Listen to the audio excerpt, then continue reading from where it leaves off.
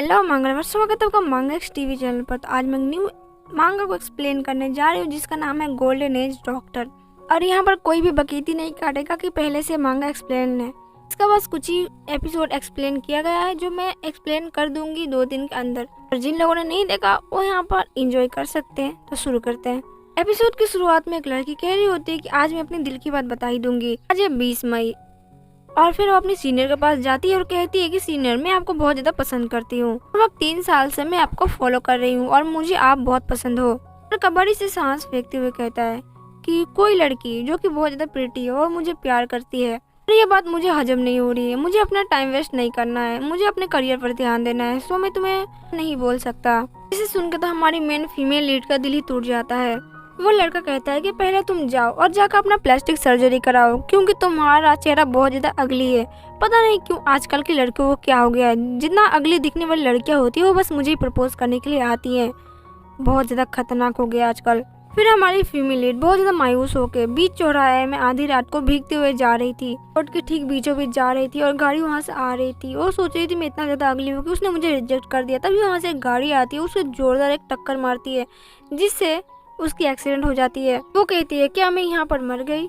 उसकी आंखें खोलती है एक अनजान जगह पर और कहती है कि मैं अभी कहाँ पर हूँ और क्या मैं अभी जिंदा हूँ? फिर जब वो पूरी तरीके से होश में आती है तो उसका चेस्ट बहुत ज्यादा पेन कर रहा होता है। वो कह रही होती है कि मेरे चेस्ट में इतना ज्यादा दर्द क्यों हो रहा है। वो उसमें हाथ लगा के देखती है तो वहाँ पर खून आ जाता है। कहती है मेरा खून है जो कि मेरी बॉडी से बाहर आ रहा है, लेकिन मुझे बहुत ज्यादा दर्द हो रहा है यहाँ पर। वो सोचती है उस दिन तो मैं रोड के किनारे से जा रही थी, रोड के किनारे से नहीं दीदी, तुम बावली बन के रोड के बीचों बीच जा रही थी और फिर एक गाड़ी आया और तुमको उड़ा दिया और वहीं पर तुम्हारी मौत हो गई। मैं ऐसे नहीं मर सकती, मुझे अभी हॉस्पिटल होना चाहिए, मैं अभी कहाँ पर हूँ? हमारी मेन लीड का सर दर्द करने लगता है और इस कैरेक्टर के अंदर जितनी सारी पावर और मेमोरी होती है वो इसके अंदर ट्रांसफर हो रही होती है, इसलिए इसका सर बहुत ज़्यादा तेजी से दर्द हो रहा होता है। कहती है कि मेरा नाम है लू जिंगलिन और मैं अपनी मदर के साथ रहती हूँ क्लियर वाइल्ड वैली में। अभी तक मैं जवान हूँ और इस वैली का मास्टर है लॉर्ड सू। बस वो मेरे मास्टर ही नहीं है, उस इस वैली का लॉर्ड है। वो मुझे मार्शल आर्ट के साथ मेडिसिन के बारे में भी बहुत कुछ सिखाते हैं। मेरी माँ ने मुझे एक जेट पेंडेंट दिया था और कहा था कि जाओ कैपिटल सिटी में, लेकिन उससे पहले वो कुछ बोल पाती वो अपना दम तोड़ देती है।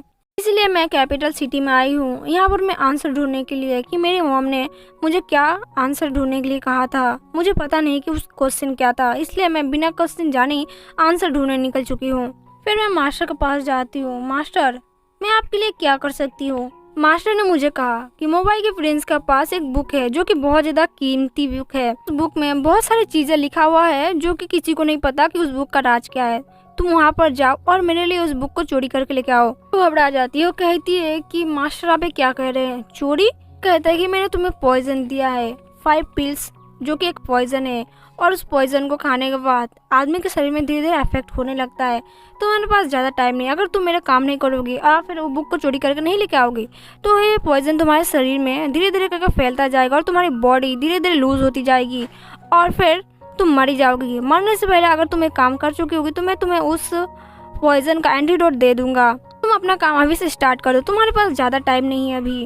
हम देखते हैं लू को जो कि लड़कों का गेटअप पहनती है और मैं ये सर्वाइव कर गई, मुझे किसी भी तरह से बुक को ढूंढना ही पड़ेगा। यहाँ पर आने के बाद मैंने जैसे तैसे करके आर्मी कैंप में अपना नाम दाखिल करा ही लिया। लेकिन जब वो एंटर करने जाती है तो वहाँ के जो लोग रहते हैं वो कह रहे होते हैं कि तुम ऐसे बॉडी में तुम कहाँ पर जाकर आर्मी कैंप में बैटलफील्ड में लड़ाई कर पाओगे, तुमसे नहीं होगा, तुम नहीं जा सकते वहाँ पर। फिर देखते हैं हम आधी रात को जो कि मशाल जल रहे होते हैं और सिपाही सारे पहरेदार होते हैं जो कि पहरा दे रहे होते हैं। देखते हैं लू होती है, वो कह रही होती है कि ये बहुत ज्यादा क्लोज था, ये मुझे पकड़ भी सकता था। अभी वहाँ से कोई तलवार से हमला कर देता है। वो कहता है कि कौन है वहाँ पर, कौन छुपा है, बाहर निकलो। हम देखते हैं कि लू को तलवार लग जाती है और सीधा उसके सीने में लगती है और जाकर वो टेंट के अंदर गिरते हैं, जिससे सारे लोग देख लेते हैं उसको कि हाँ एक घुसपैठिया है जो कि हमारे अंदर टेंट के अंदर आ चुका है। लोग यहाँ पर हल्ला मचाने लगते हैं कि कोई ऐसे नहीं यहाँ पर आ गया है, प्रिंस को प्रोटेक्ट करो, प्रिंस की जान खतरे में है। देखकर सू वहाँ से भाग जाती है।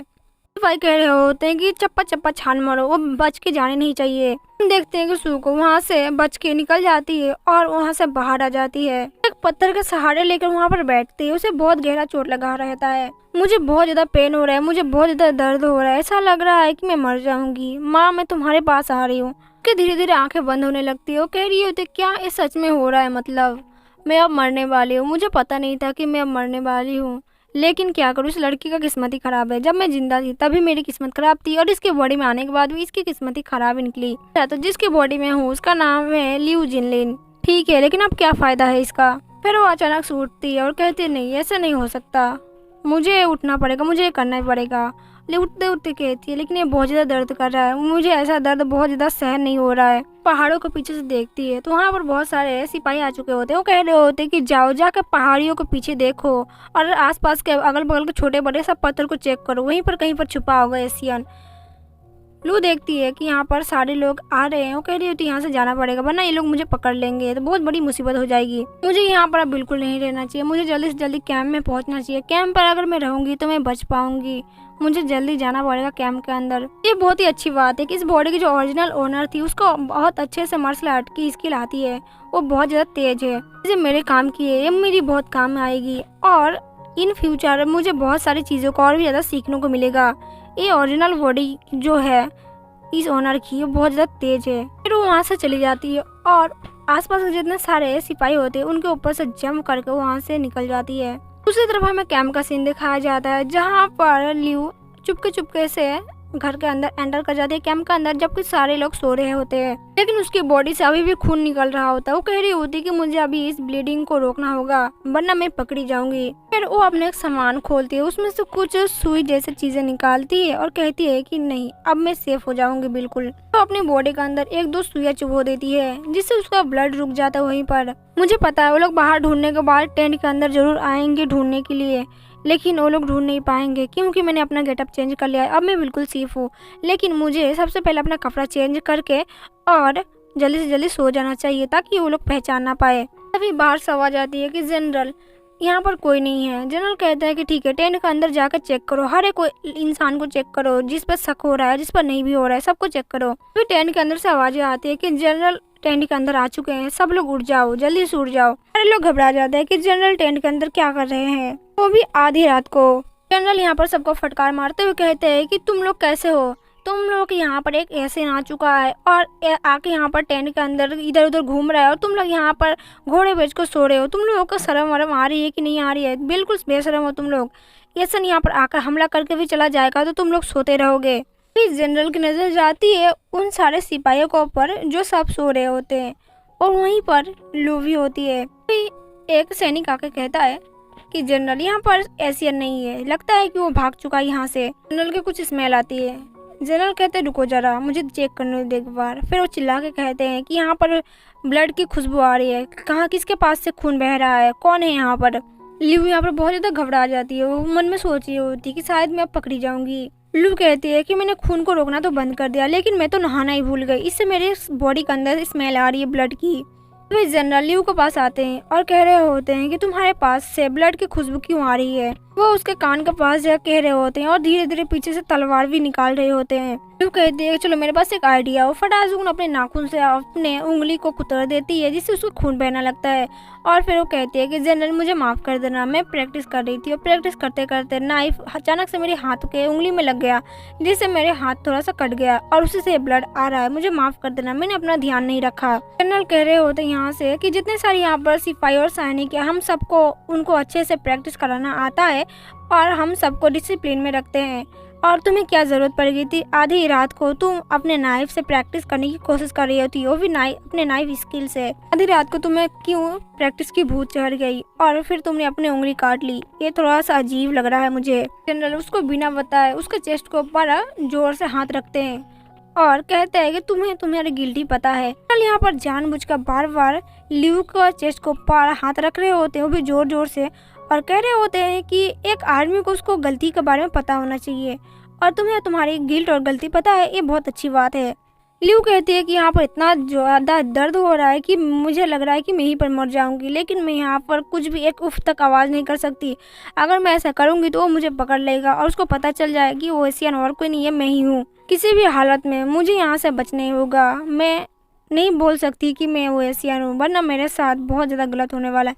फिर वो कहते हैं कि हाँ सर, मुझे पता है कि मुझसे गलती हो गई, मुझे आधी रात को और अकेले में ट्रेनिंग नहीं करनी चाहिए, आप मुझे जो सजा दोगे मैं वो मान लूँगी। जनरल यहाँ पर बार बार उसके चेस्ट पर इसलिए हाथ रख रहे होते हैं क्योंकि उनको पता होता है कि शायद एशियन नहीं है, उनको शक हो गया होता है। जनरल अपने मन में सोच रहे होते हैं कि एक पल के लिए लगा मुझे यही एशियन है, लेकिन ऐसा नहीं हो सकता। अगर ये एशियन होता तो मेरे तलवार के वार से उसके चेस्ट में जो लगा होता है वो बच नहीं सकता, क्योंकि ये मेरा बार इतना थोड़ा मोड़ा मामूली से बार नहीं होता। उस बार से लोग काहिल हो जाते हैं, घायल हो जाते हैं, और उससे पेन होता है जो अलग लेवल का होता है। इससे कोई मामूली इंसान बच नहीं सकता।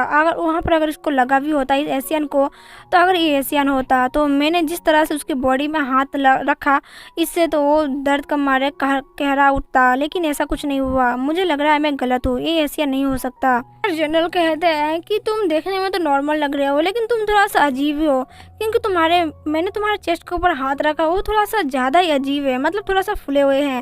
यार छोड़ो, कोई बात नहीं, मैं एशियन को ढूंढने जाता हूँ। अगर तुम लोग को एशियन यहाँ पर मिले तो तुम लोग मुझे यहाँ पर खबर कर सकते हो, और संभल के रहना जरा। लियू कहते हैं आपका बहुत शुक्रिया मुझ पर थोड़ा सा मेहरबानी करने के लिए। लियू फिर अपने मन के अंदर सोच रहे होते कि इस बुढ़े को क्या लग रहा है, वो पीस है, वो पीस नहीं, वो मेरा बुब्स है, और उसको यहाँ पर पीस लग रहा है, बताओ जरा। जनरल वहाँ से जाने लगते हैं और कहते हैं कि जो कुछ मैंने बोला वो भूल जाओ, वो एक मजाक था, लेकिन तुम एक अच्छे लड़के हो, तुम बहुत ज्यादा हार्ड वर्क करते हो। जनरल वहाँ से चले जाते हैं और कहते हैं कि चलो बाहर जाकर वहाँ पर खोजते हैं, कहीं पर तो मिलेगा एशियन, कहाँ पर छुपा होगा। फिर हमें नेक्स्ट सीन दिखाया जाता है आधी रात को, और हमें दिखाया जाता है हमारे मेन लीड को, जो कि होता है यहाँ का प्रिंस, और वो आधी रात को पानी पी रहा होता है या फिर चाय, पता नहीं, कह रहा होता है कि वो कौन है जो कि मुझे यहाँ पर मारने के लिए आया है या फिर क्या करने के लिए आया है, और उसका काम क्या था यहाँ पर आने का। पीछे से कोई कहता है कि हमें पता चला है कि आर्मी तैयार हो चुकी है बैटल के लिए, और फाइनल बात भी हो चुकी है। लगता है कि हमें बैटल करना ही पड़ेगा। वो लोग नहीं मान रहे हमारी बात। हमने उन्हें अप्रोच करने की कोशिश किया, लेकिन वो हमारी बात बिल्कुल नहीं सुन रहे हैं।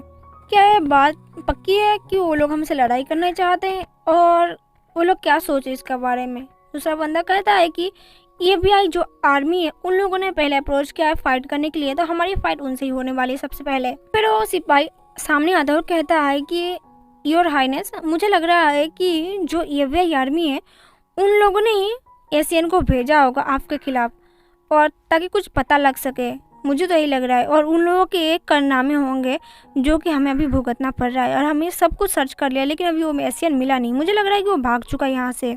कहता है कि मुझे लग रहा है कि वो यहाँ पर कुछ ढूंढने के लिए आया होगा, शायद उसको कुछ मिल गया होगा या फिर उसको नहीं मिला, पता नहीं। वो बंदा बहुत ज़्यादा शॉक हो जाता है और कहता है कि कुछ सर्च करने के लिए आया है, मतलब वो क्या ढूंढने के लिए आया था।